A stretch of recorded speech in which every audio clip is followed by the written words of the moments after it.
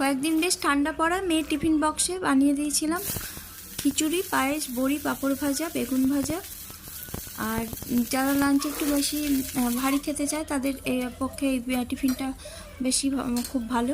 গোবিন্দভোগ চাল আর 2 রকমের ডাল, মুগ ও মসুর ডাল দিয়ে খিচুড়ি করেছিলাম।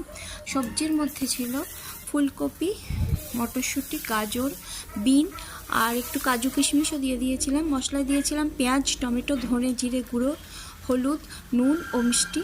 বেগুনটা একটু ভেজে দিয়েছিলাম নুন, হলুদ আর চিনি ও বেসন দিয়ে, খুব কম তেল দিয়ে ভাজা হয়ে গেছিলো।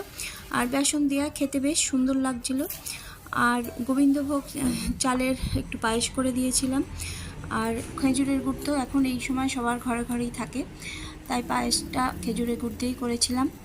আর বেগুনটা যেহেতু চেপে চেপে বেশ চাপা দিয়ে ভেজেছিলাম, বেশ খেতে মুচমুচে হয়েছিল, খুব ভালো হয়েছে।